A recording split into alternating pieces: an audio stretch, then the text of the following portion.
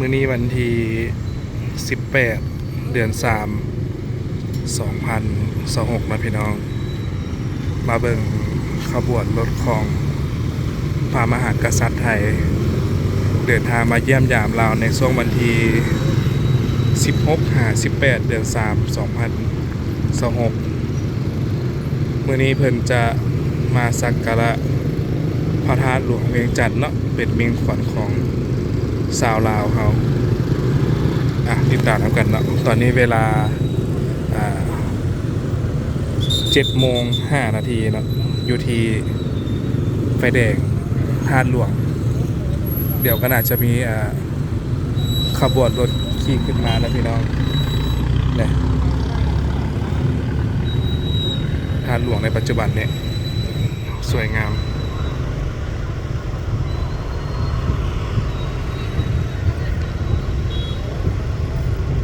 ก็เป็นมื้อสุดท้ายที่เพิ่นจะเดินทางกลับประเทศเพิ่นนะพี่น้อง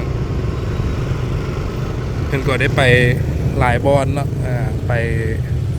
เมียงโครงการพัฒนาหัวซ้อนห้วยซั่วเนาะไปหอคำไปสถานที่ต่างๆที่ทางรัฐบาลเชิญให้เลยประชาชนเนาะติดตามกันพี่น้องเป่าคำกับมาถ่าเบิ่งเนาะย้อนจากเห็นแล้วก็อาศัยถ่ายคลิปให้พี่น้องได้รับชมนำกันเลย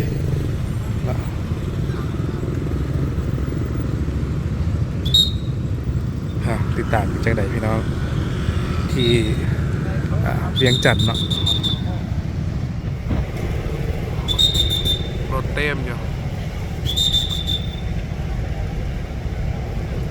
ค่อยน้องบอดนะพี่น้องติดตามน้ำกันนางลินสาวสาเพิ่นขึ้นมาเนาะตอนนี้ก็มาถ่ายอยู่ห้างกาแฟโจมาท่าหลวงเนาะโจมาเบเกอรี่แอนด์คาเฟ่ถ่ายเพิ่นขึ้นมาจังสิถ่ายให้เบิ่งตื่นปัดนึงเป็นคลิปสั้นเนาะแต่ก็ตั้งใจมาถ่ายให้เบิ่งได้พี่น้องเด้อ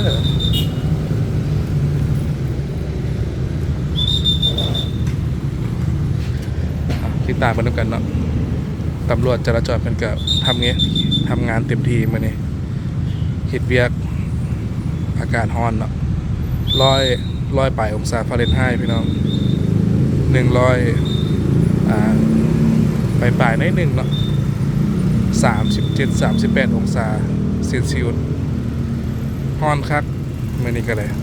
ย้ายทำเลนะพี่น้องทำเลเมื่อกี้อยู่ไกลนิดนึงอยู่นี่งามก่อนเนาะอยู่ข้างสวนสะพังเลนนี่พี่น้องเนี่ย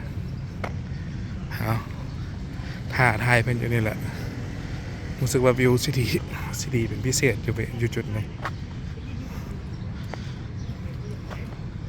จะเห็นเพิ่นจะข้างในชีวิตเนาะสิมีโอกาสจักเทื่อในชีวิตที่จะอยู่ใกล้เพิ่นนะสิได้เห็นพระบารมีเพิ่นว่าซั่นซะเนาะ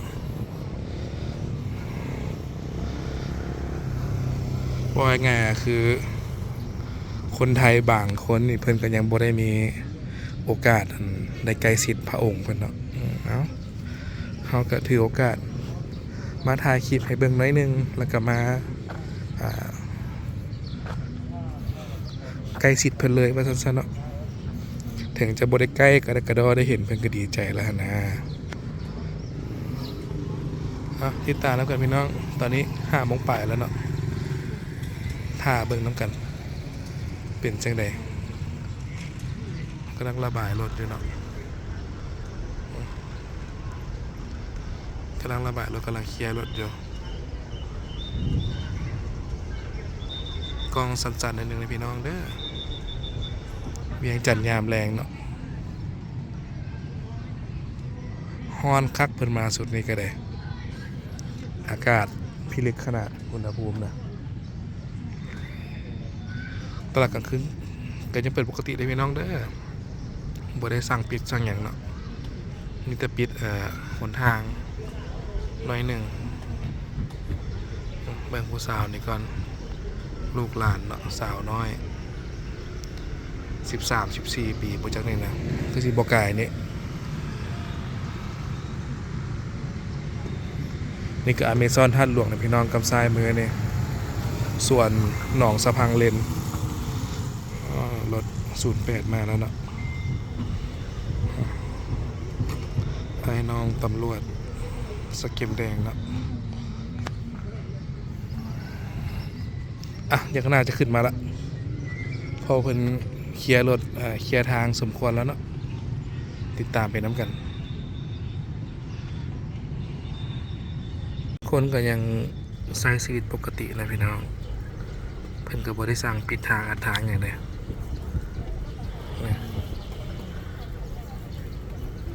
เพิ่นก็ยังมาซื้อน้ำกินเอากินปกติเนาะถ่ายเพิ่นต่อไปพี่น้องก็สิประมาณ6 โมงยังเลยเนาะตอนนี้ก็5 โมงปลายแล้วเด้ติดตามน้ำกันอยากเห็นเพิ่นก็ต้องได้ท่าเนาะเบิ่งผู้สาวนี่ไปก่อนจ้า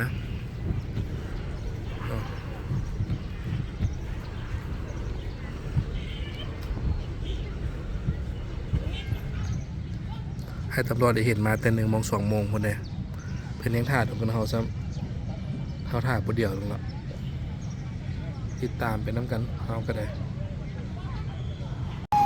กำลังไปหับนะพี่น้องเนาะกำลังออกไปหับ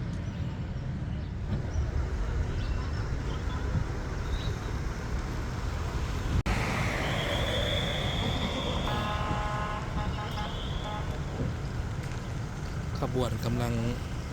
ลงไปเนาะพี่น้องกำลังจะขึ้นมาแล้วเนาะ5 โมง 42 นาทีห้ามคนก่ายทางแล้วเนาะก็เห็นประตูใส่พร้อมยามนี่นะอยู่มุมนี้เนาะเห็นประตูใส่พร้อม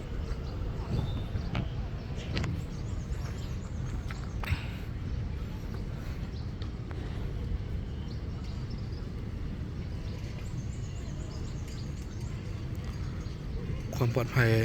ขั้นสูงสุดนะพี่น้อง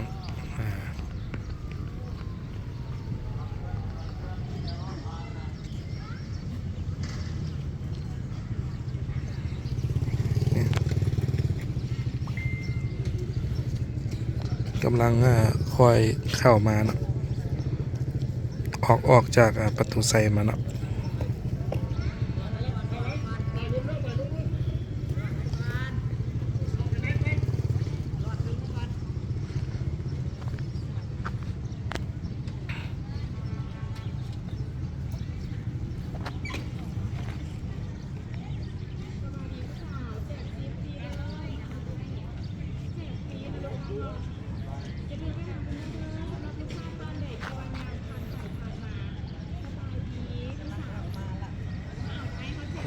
เบิ่งน้ำกัน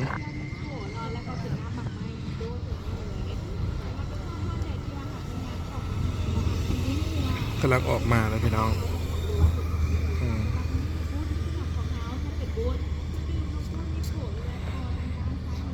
มุมนี้จะจริงๆงาม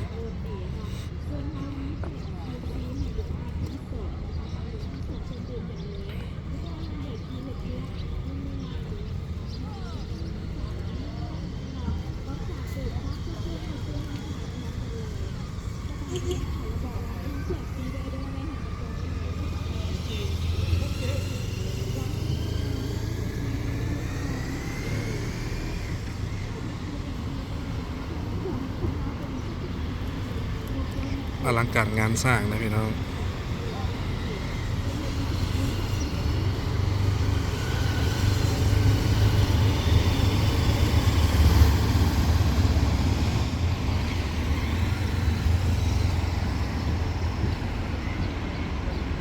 แวนมืดพอเนาะเขาเกือบบ่เห็นเพื่อน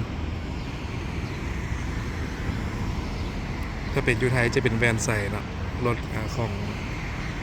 พระมหากษัตริย์นะพี่น้อง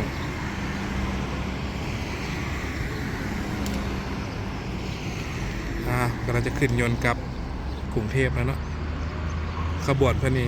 หลายดีพี่น้องขบวนใหญ่เนาะ รถห้องหมอกเกษมราชรถนายกลาวรัฐมนตรีต่างๆเนาะติดตามขบวน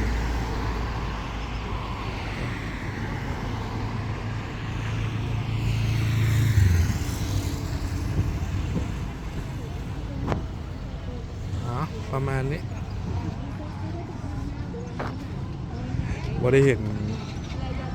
เป็นอยู่ในแก้วแหวนเนาะสั้นๆเนาะอยู่ในรถแต่ขบวนเนี่ยอลังการงานสร้างเลยพี่น้องเด้อขบวนขนาดเนาะอลังการนี่เลย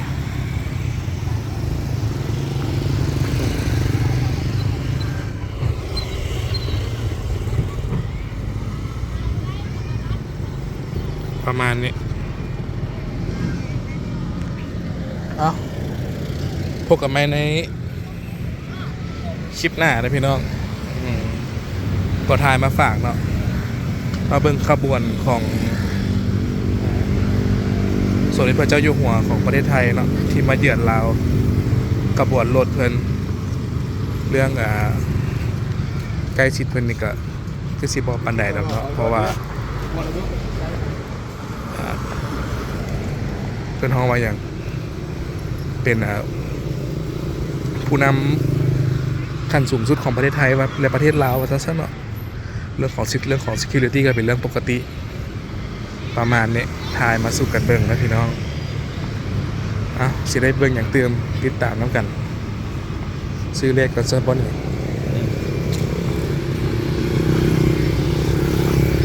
ซุ่มแน่ซุ่มอาจาก10,000แน่โอ้โดนเติบอยู่มั้ยนี่พอค้าสาวขายกันขายเครื่องต่อนะพี่น้องหลังจากแล้วนะขายเครื่องต่อจังไหนบ่มีเงินซื้อกินโอ้บอกไม้งามขนาดขายเครื่องซอยแม่อีกตัวนี้นะโอ้หูความขนาดใส่พอแล้วบ้างไปขายเครื่องต่อ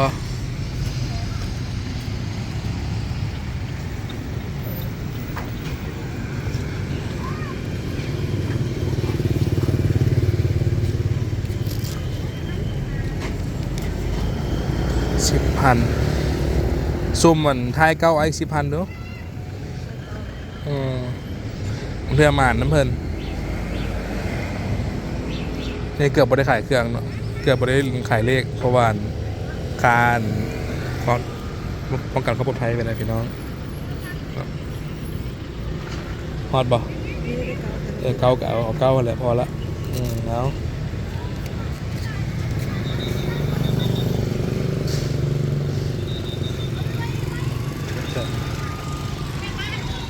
หลายขบวนเลยนี่อีกขบวนหนึ่งนะพี่น้อง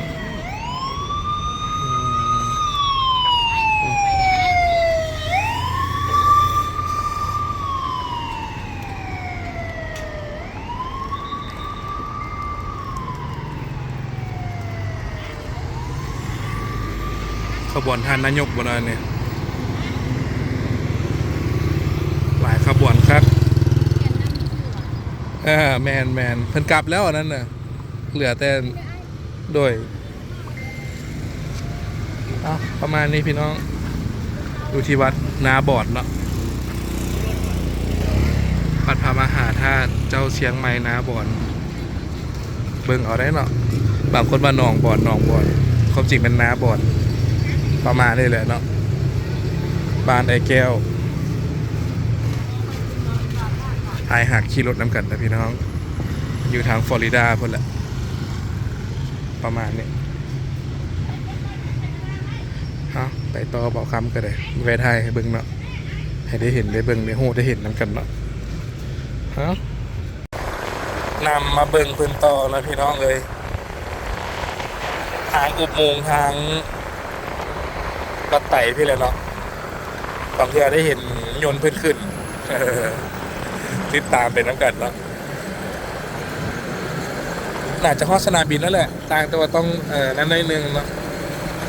กาวนั่นกาวนิดนึงแล้วก็ติดยนต์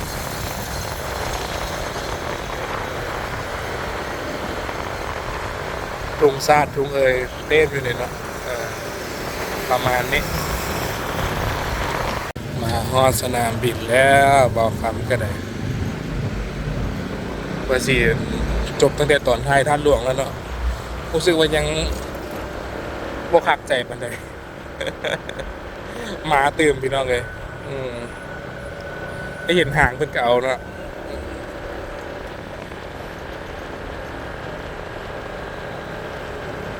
อาคารสนามบินโดเมสติกนะข้างหน้านี่ภายในแหละต่างประเทศนะพี่น้อง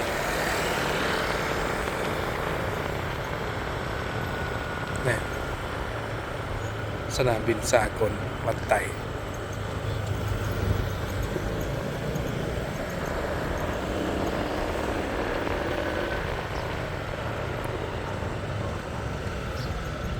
ฝากรถก่อนจึงว่ากันพี่น้องเลย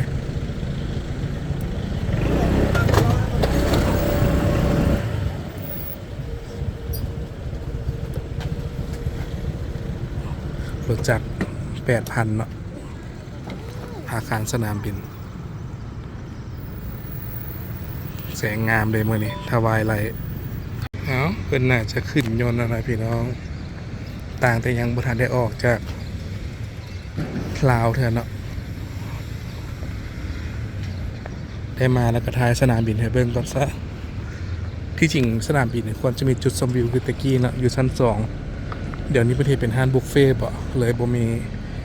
จุดชมวิวแล้วเนี่ยอาคารผู้โดยสารขาเข้าขาออก International Terminal นะพี่น้อง Terminal สำหรับขาออกขาเข้า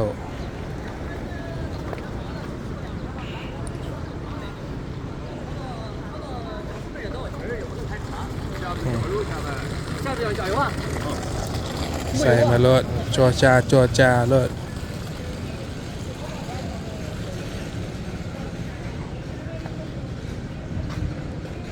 ยามแรงเนาะ6 โมงพี่น้องบรรยากาศที่ลาวเขาก็กำลังสิค่ำเนาะ6 โมงหน่อยถ้าเป็นย้ำหนาวละค่ำละตอยามนี้ยามฮ้อนเนาะมืดซ่าจากน้อยหนึ่งสนามบินวัดไตเนาะจุดชมวิวน่าจะอยู่แถวหนองแตงทงปงพวกเลยพี่น้องเนาะโยนขึ้นกันทางแบบนั้นซะนี่อาคารสนามบินกระทายให้เบิ่งน้อยหนึ่งพี่น้องเนาะโยนเพิ่งกำลังสิออกเด้อนี่โลโยไทยแอร์ฟอร์สเนาะ VMS 904เรือบินของพระมหากษัตริย์เนาะเปิดระบบละอยู่เวียงจันทร์เลยแหละกำลังสิไปแล้วเนาะ Boeing 737 8Z6 BBJ2 ออนไลน์เนาะเวียนเทียนแบงคอกเพิ่นเขียนบ่มีจุดหมายอยู่แต่ว่าประมาณแบงคอกเนาะเที่ยวบินตัวนี้เนี่ยเอาประมาณนี้แหละถ่ายมาสู่กันเบิ่งเนาะเฮากลับบ้านต่อเฮาก็ได้จากไฟเรดาร์24โอเคประมาณนี้พี่น้องถ่ายมาสู่กันเบิ่ง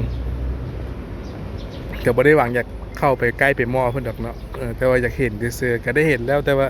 ยังบ่พอใจนะอยู่บนท่าหลวงนะโอเคสำหรับนี้ก็โอเคแล้วแหละขอบใจพี่น้องที่เข้ามารับชมในพี่น้องเด้อเนาะแล้วพบกันใหม่ในคลิปหน้าสำหรับคลิปนี้บายบายเนาะโชคดีทุกคนเดินทางปลอดภัยซื้อได้ขายหมานร่ำรวยเนาะไปซื้อซาลาเปาสีไข่ก่อนเนาะ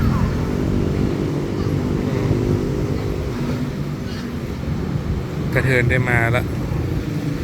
มีอย่างบ่มีสังขยาในตัวนี้สังขยา 5,000 ข้าวกำขนมหน้านวลใส่มะพร้าวทาดไข่ 30,000 กระเทินได้มาแล้วเนาะ ผ่าหน่อยหนึ่งซาลาเปาสามแยกสีไข่ได้พี่น้องเด้อ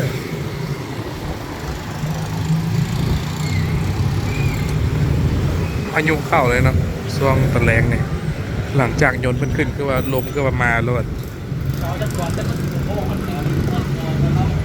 โอ้ซาลาเปาพี่น้องหนึ่งจนบ่ทัน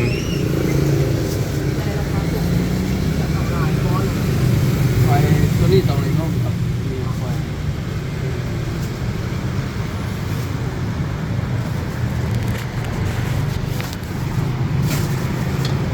พอคุณน้องอ่านก่อน เอาพอเพิ่นจะก้อนเท่านั้นไอ้เบิ้ลระบอกเพิ่นน่ะ ผู้เจ้าทั้งนั้นเลย ซาลาเปาสีไข่ เจ้าให้ทุกราคาจับตรงไหนครบแล้ว ก้อนเท่าไหร่ก็ไอ้ ความขึ้นมา 15,000พี่น้องของแท้ของผู้ใดบัดนี้ แล้วก็ต้องให้ว่า เราเอาจากก้อน ซีโคจะดูโอ้ตอนแรกจะซีเนี่ย เอาสีก้อนก็เอาเท่านั้นเกือบบ่ได้กินนะพี่น้องไข่เดี๋ยวยังเหลือเฮา4ก้อนอยู่คักมื้อนี้น่ะใส่ลัก4เลยเดี๋ยวจบคักเอาสแกนจ่ายเงินไปก่อนพี่น้องจึงว่ากันเนาะคักหลายคักหลายพี่น้องเนาะยนต์กำลังจะเทคออฟแล้วเด้อเบิ่งสิขึ้นระบบเนาะติดตามไปน้ำกันแผนที่เรดาร์เนี่ยมันขึ้นแล้วตอนนี้เด้ไปแล้ว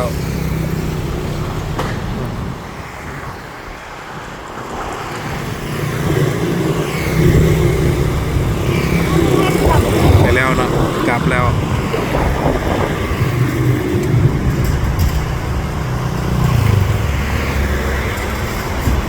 ซูมเกือบพอเห็นมั้งไกลโพด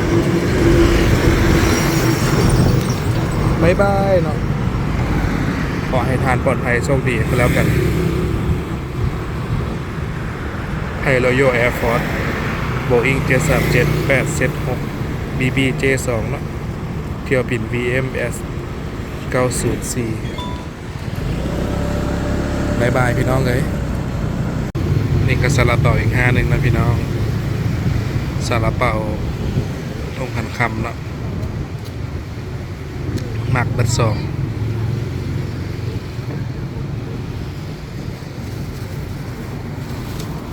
มีน้ำเต้าหู้อย่างพร้อมเนาะตอนเช้ามีบันกวนขายหลายอย่างในหาดเราก็ได้ มีบันกวนมียอมีข้าวต้มครบ